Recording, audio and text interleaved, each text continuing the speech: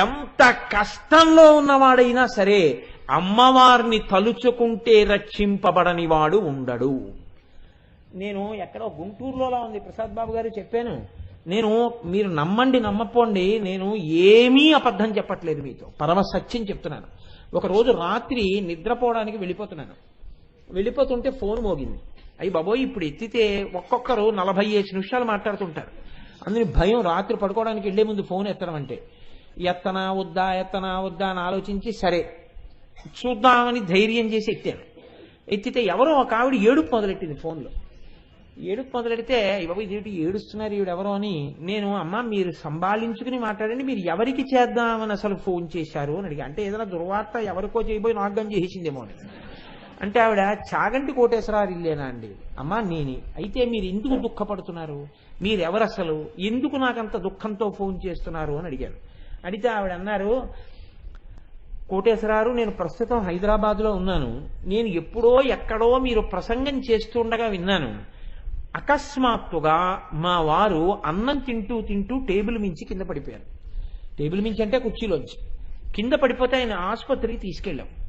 Doctors ఏం చెప్పారంటే ఈయనకి చాలా అత్యవసరంగా గుండెకి శస్త్రచికిత్స చెయ్యాలి.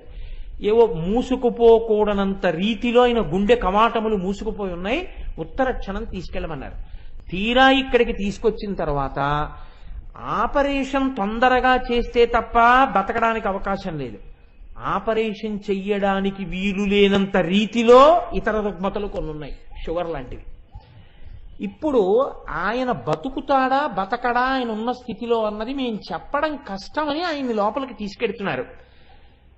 పిల్లలు ఇంకా కన్యాదానం చెయ్యవలసిన స్థితికి వచ్చి ఉన్నారు, మేము కన్యాదానం చెయ్యాలి. ఈ స్థితిలో నాకు ఏమీ తోచక మీకు ఫోన్ చేశాను. మీరు నాకేమైనా ఉపశాంతి కలిగే మాటలు చెప్పగలరు. నాకు తెలుసు మీరేం మా ఆయన ప్రాణం పోయలేరు, నేను అటువంటి కోరికతో ఫోన్ చేయలే. ఆయన ఆపరేషన్ జరిగి తిరిగి వచ్చే వరకు నా మనస్సు పూనికతో పట్టుకుని ఇది ఉన్నది అని నమ్ముకోవడానికి ఏదైనా ఉందా, ఒక్క మాట నాకు చెప్తారా? నేను అది నమ్ముకుని అది నన్ను రక్షిస్తుంది అని నమ్ముకుని చదువుకుంటాను. ఆ తర్వాత ఎలా ఉండనివ్వండి, మీరేం చేయగలరు, ఒక్క మాట నాకేమైనా చెప్తారా అని అడిగారు ఆవిడ. నాకు ఆ తల్లి కోరిక చాలా సమంజసంగా అనిపించింది.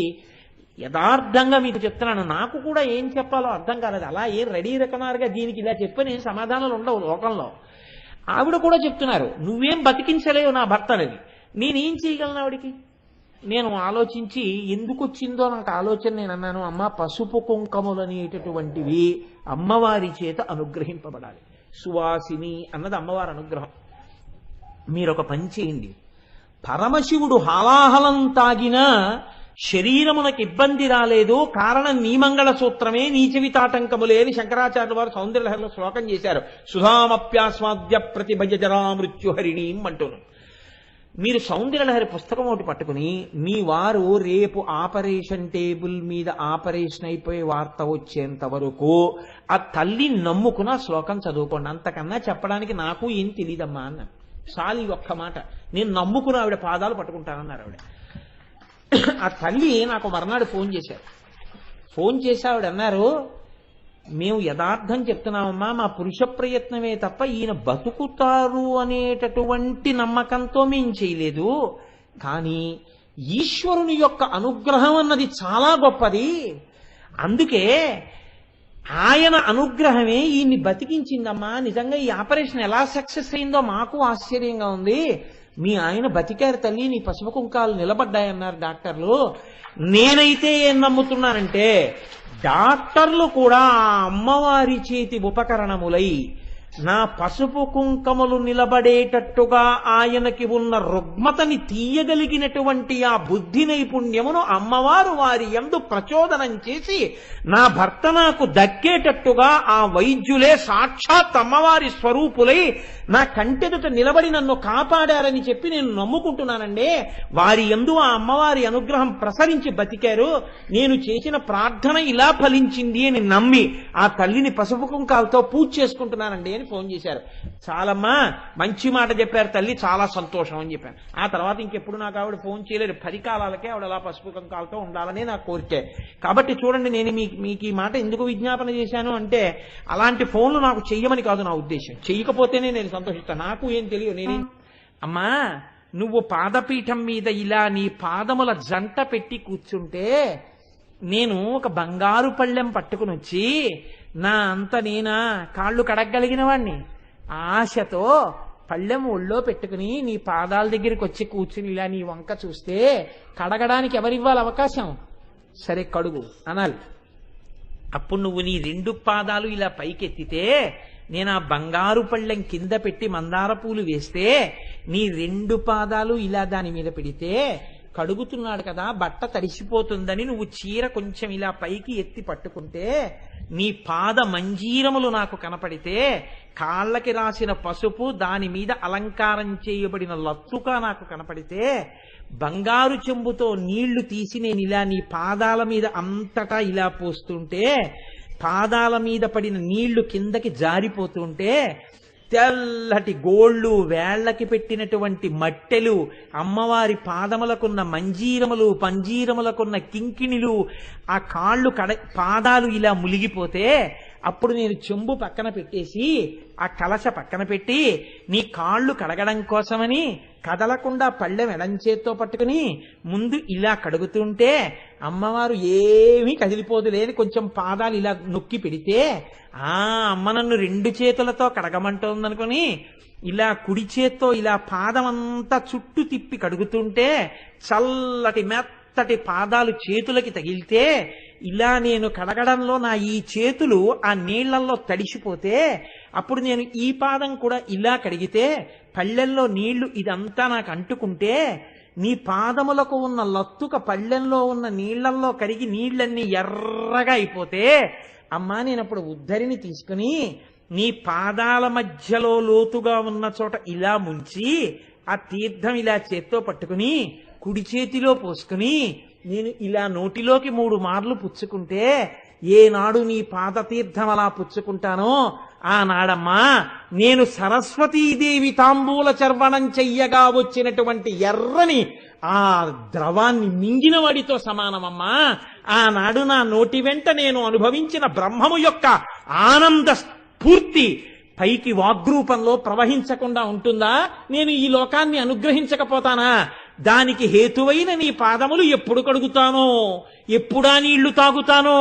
అమ్మా ఎప్పుడు అనుగ్రహిస్తావమ్మా, ఎప్పుడు కడిగించుకుంటావమ్మా, ఎప్పుడు తాగుతానమ్మా నీళ్లు అని కథాకాలే మాతక్కదయ కలిత లక్తకరసం పిబేయం విద్యార్థి తవ చరణ నిర్ణేజన జలం ప్రకృత్యా మూకానామపి చ కవిత కారణతయా కథా దత్తే వాణీ ముఖ కమలతాంబూల రసతాం. అమ్మా పుట్టుక చేత మూగివాడు ఒకడు నీ నోటి తాంబూలపు పిడచ అటువంటి ఎర్రటిది తిన్నాడమ్మా. నీ నోటి లాలాజనం తగిలిందమ్మా. 500 శ్లోకాలు చెప్పాడమ్మా. చిరస్థాయిని పొందాడమ్మా. ధన్యుడైపోయాడమ్మా. అమ్మా నేను ఎప్పుడు 3 ఉద్ధరణలు ఎప్పుడు తాగుతానమ్మా, ఎప్పుడు కడుగుతానమ్మా నీ పాదాలు అంటే ఏమిటి శంకరాచార్యులు వారి ఉద్దేశం? ఆయన తాగలేదా, ఆయన కడగలేదా? ఒరేయ్ నీ జన్మకి సుకృతం అంటూ ఏమైనా ఉంటే దీనికోసం ఏడవడం నేర్చుకో. నా జన్మాంతరంలో ఎప్పుడైనా అలా కడుగుతానా, ఎప్పటికైనా అలా నేను ఆ తీర్థం పుచ్చుకుంటానా, ధ్యానంలో ఆ ఎర్రటి నీళ్లు చూస్తానా, తాగుతానా? అది తాగుతున్నప్పుడు సువాసనతో కూడిన నీళ్లు నా కంఠంలోంచి కడుపులోకి దిగుతూ ఉంటే నా జన్మ ధన్యం అవుతుందా?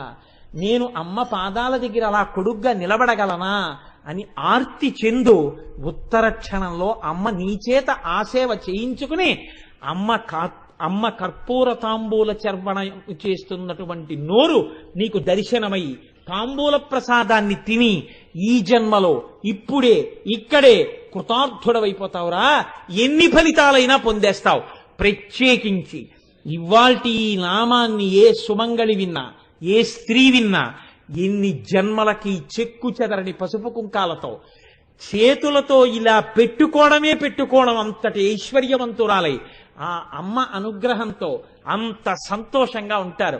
పురుషులు ధర్మబుద్ధితో చక్కటి కావ్యగానం చేస్తూ అమ్మ పాదముల యందు భక్తితో ఉంటారు. ఇది మాత్రమే అనుగ్రహమని, ఇది దీని యొక్క ఫలితమని నేను చెప్పట్లేదు. ఒక బిందువును ఉటంకించకపోతే దోషభూయిష్టం అవుతుందని అన్నాను తప్ప ఆ తాంబూల చర్వణము వలన కలిగేటటువంటి ఫలితము ఆ నోటిని చూడడం వల్ల వచ్చే ఫలితము ఇది అని చెప్పడం లోకంలో ఎవరికీ సాధ్యం కాదు. శంకర భగవత్పాదులంతటి వారు చెప్పకుండా వదిలేశారంటే అది ఎంత శక్తివంతమో. అంత గొప్ప శ్లోకాన్ని మనం ఆ నోటిని చూడాలని ఆ ముగ్గురు వచ్చి కూర్చున్నట్టు అమ్మ పెట్టినట్టు ఏదో నాటకంలా చెప్తే అది వింటూ తెలియకుండా గబుక్కుని మనం కూడా చూసేస్తామని అలా చూసేసినా ప్రయోజనం వచ్చేస్తుందని శంకరాచార్యుల వారు ఒక నాటకీయ సన్నివేశాన్ని శ్లోకంలో సృష్టించారు. సృష్టించి అంత అందంగా మనకి ఆవిష్కరించారు.